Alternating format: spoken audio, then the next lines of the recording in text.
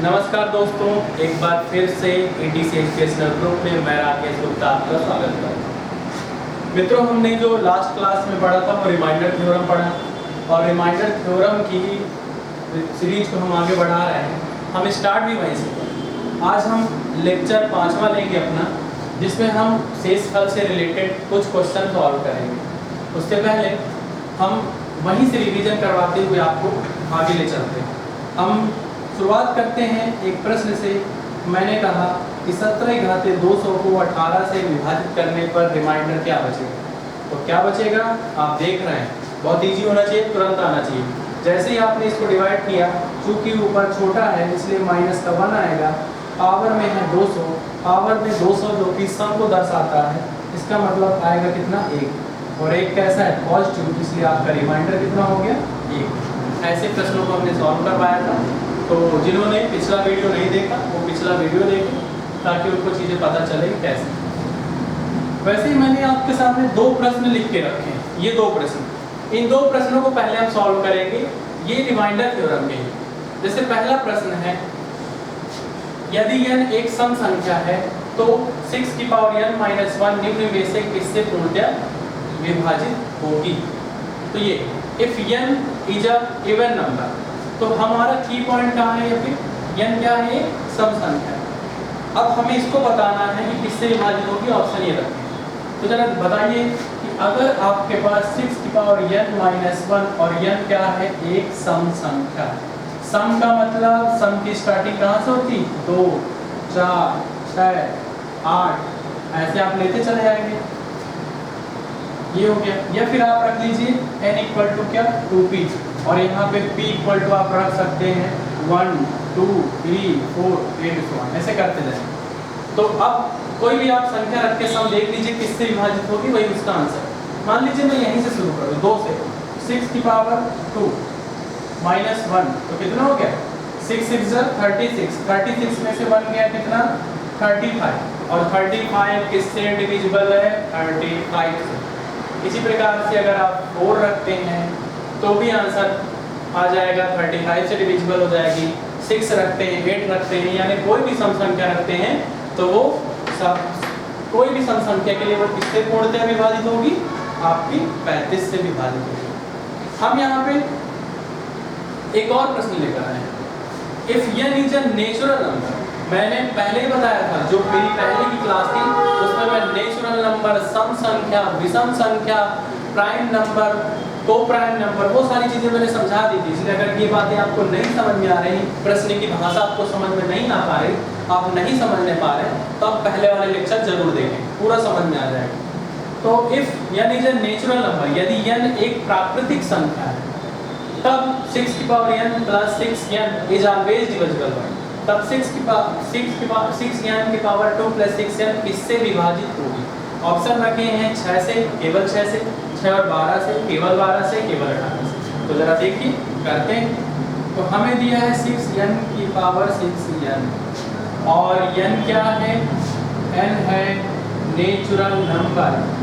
Natural number यानी कि प्राकृतिक संख्या, और प्राकृत संख्या मैंने क्या बताई थी, गिनती की सभी संख्याएं प्राकृत संख्याएं कहलाती हैं।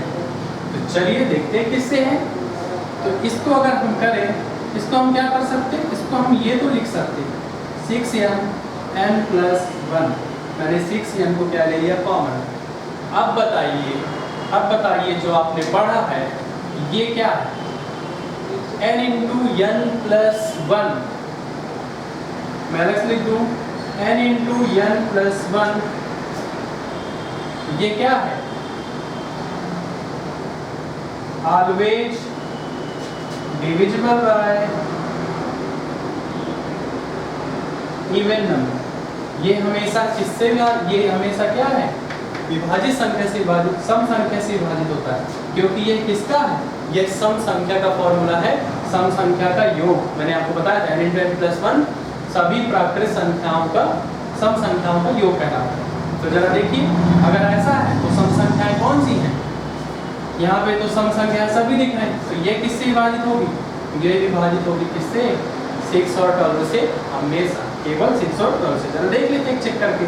मान लीजिए मैंने रख दिया 2, 6 इंटू 2, 2 प्लस 1, तो 6 2 जा 12, 12 3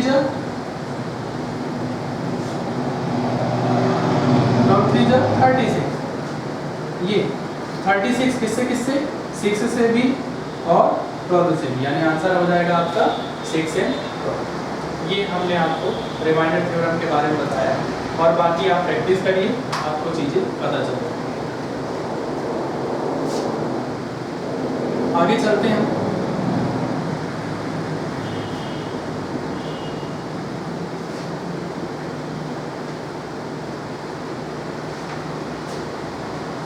तो हम 5वें भाग में प्रश्न करते हैं कुछ, मैं आपको पहले समझा दूं। जैसे मैं कहूं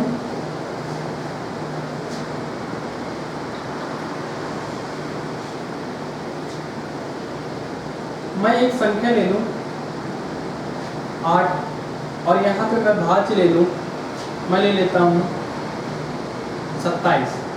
मैं कहूँ 27 में 8 से भाग लगाने पर क्या बचता है, तो आप कहेंगे सर बहुत सरल है, ये तो हमसे बनता है, ये 3 बचता है सिर्फ। ठीक है, चलिए बढ़िया। फिर मैं यहाँ पे आपको चीज़ें कुछ और कहूँ, मैं कहूँ ये चीज़ हो गया। अब मैं एक प्रश्न बनाता हूँ किसी के हिसाब से, या फिर जैसा आप समझो। मैं कहूँ किसी संख्या को,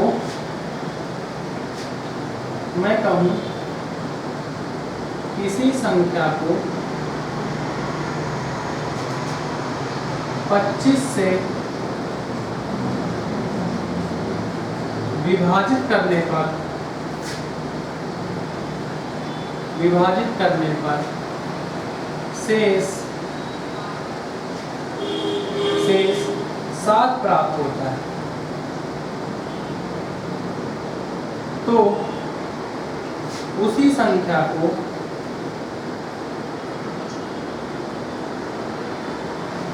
5 से विभाजित करने पर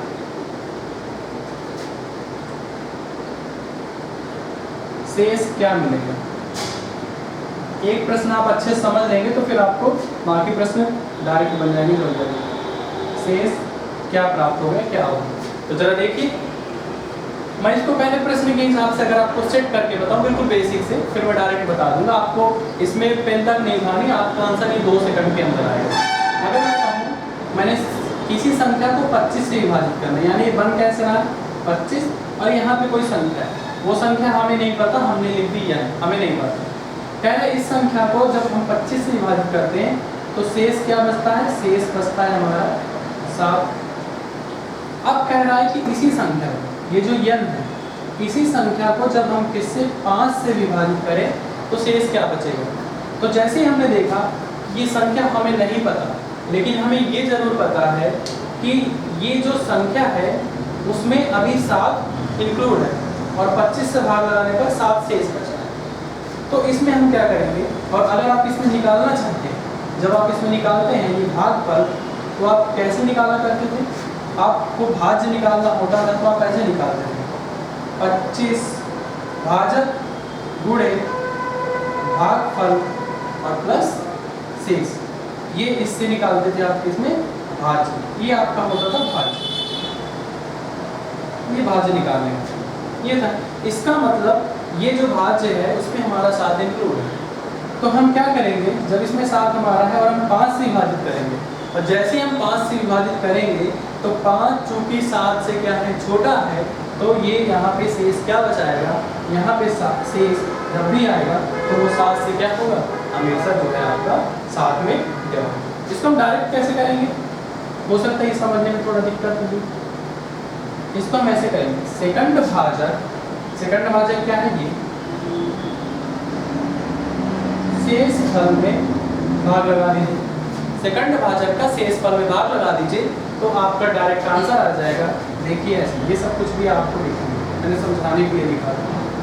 तो सेकंड भाजक क्या है 5, शेष फल क्या है आपका 7, जैसे ही आप भाग लगाएंगे तो आपका शेष क्या बचेगा 2, यानी इसका आंसर क्या हो गया, इसका आंसर हमारा हो गया 2। तो ये इस तरीके से आपको प्रश्न करना है, सेकंड भाजक से शेष फल को भाग लगा दीजिए, आपका आंसर मिल जाएगा आपको 2, ऐसे आपको आंसर। मैं क्वेश्चन लिखूं, किसी संख्या को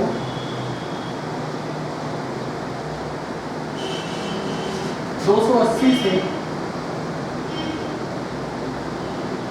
विभाजित करने पर 115 शेष प्राप्त होता है। 115 शेष प्राप्त होता है यदि उसी संख्या को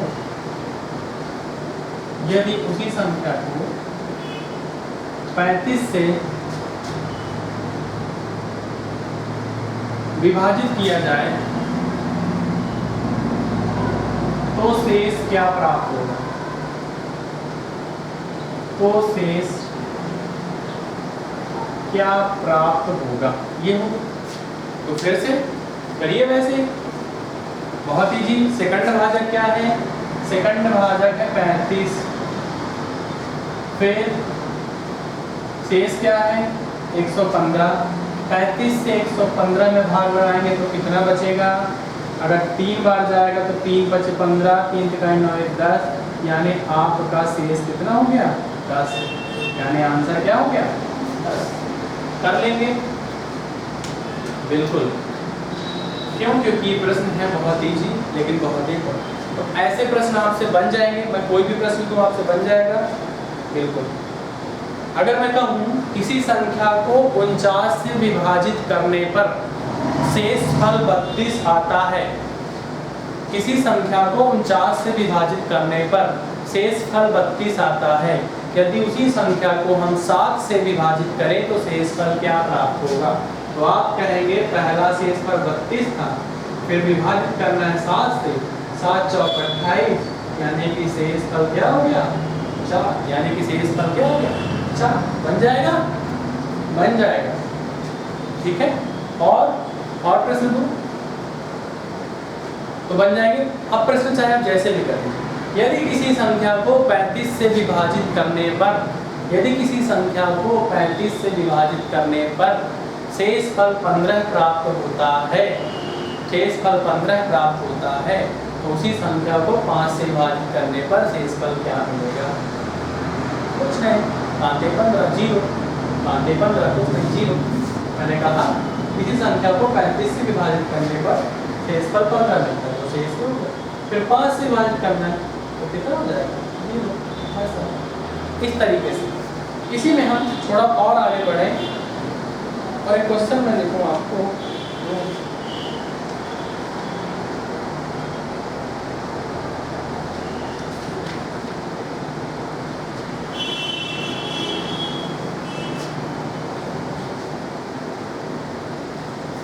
मैं कहूँ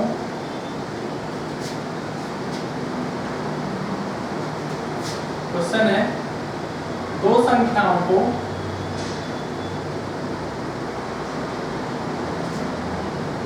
अलग अलग 35 से विभाजित करने पर, दो संख्याओं को अलग अलग 35 से विभाजित करने पर शेष क्रमशः शेष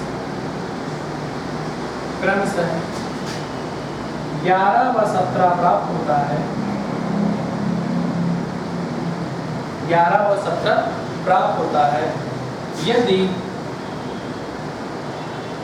इन संख्याओं के योगफल में 5 से भाग दिया जाए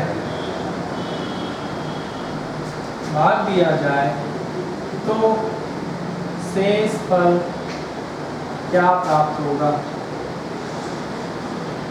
तो शेष फल क्या प्राप्त होगा? जरा देखिए, ये प्रश्न पिछले बार से थोड़ा सा अलग है। क्या कह रहा है? दो संख्याओं को अलग अलग 35 से विभाजित करने पर शेष फल से 11 व 17 प्राप्त होता है। तो शेष फल हमारा क्या है? 11 व 17। और बाद में कह दिया यदि इन संख्याओं के योगफल को, तो जब उन संख्याओं को हम जोड़ेंगे और 5 से विभाजित हो जाएंगे तो उन संख्याओं में मिलने वाला शेष भी क्या हो जाएगा? जुड़ जाएगा। तो हम वही प्रोसीजर वही है, 11 और 17 को जोड़ते हैं, शेषफल को भाग लगाते हैं 5 से। जैसे ही हमने 5 से भाग लगाया तो 5 बचा 25, यानी कि शेषफल क्या हो गया 3, यानी इसका आंसर क्या हो जाएगा 3। तो अगर ऐसे प्रश्न आते हैं तो शेषफल को जोड़ के आपको भाग लगा देना है भाजक से। ये हमेशा कौन सा भाजक होता है, यह हमेशा सेकंड भाजक होता है, सेकंड भाजक। इस कारण से हमें ये ध्यान देना पड़ेगा कि क्या कैसे है, ये सेकंड भाजक होता है। ये हो और चले और लिखो,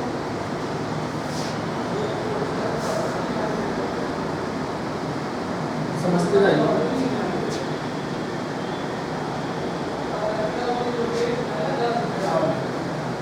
एक प्रश्न और करते हैं, इससे थोड़ा सा ऐसी का, इससे थोड़ा सा मैं लिखूंगा प्रश्न, अब बोलता नहीं चलूंगा, लिखता ही चलूंगा। किसी संख्या को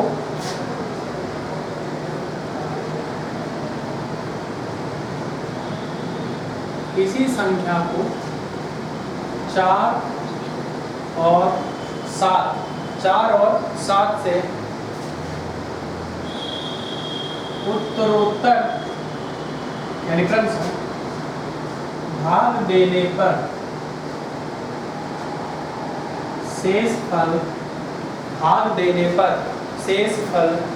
क्रमशः 2 और 1 प्राप्त होते हैं, 2 और 1 प्राप्त होते हैं यदि उसी संख्या को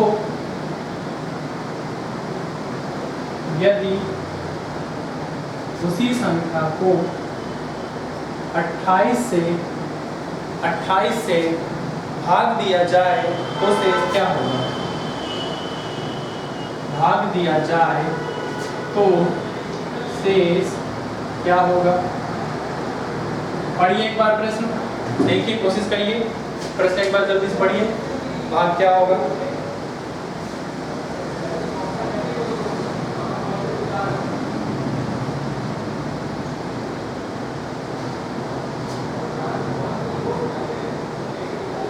चलिए देखते हैं, पहले बेसिक समझते हैं कैसे।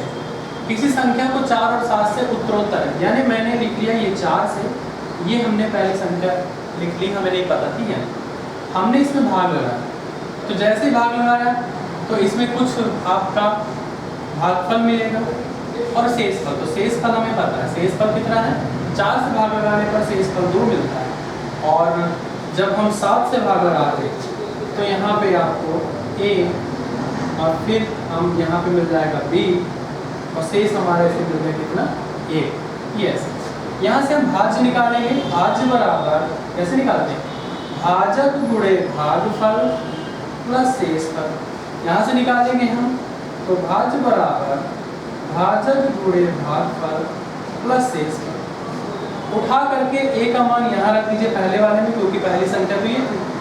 n = 4, a का मान है 7b + 1 और आपका यहाँ पे कितना +2। अंदर करेंगे इसको, 7 चौको 28 + 4 + 2, यानी आपका भाज्य मिल गया 28b + 6। अब आपको इसको किससे भाग लगाना है, मैंने बेसिक बताया, ट्रिक भी मैं अभी बता रहा हूँ। इसको मुझे किससे भाग लगाना है, 28 से भाग लगाया है। तो देख लीजिए 28 से जैसे ही हम भाग लगाएंगे तो चूंकि आपके पास 28 यहाँ भी है तो 28 के मल्टीपल में कुछ भी होगा वो कैंसिल हो जाएगा, यानी आपका शेषफल क्या बचेगा 6, यानी शेषफल कितना हो गया 6। ये हो गया कॉन्सेप्ट। देखिएगा एक बार, स्क्रीनशॉट कर लीजिएगा। मैं ट्रिक बताता हूँ, इसी की ट्रिक बताता हूँ।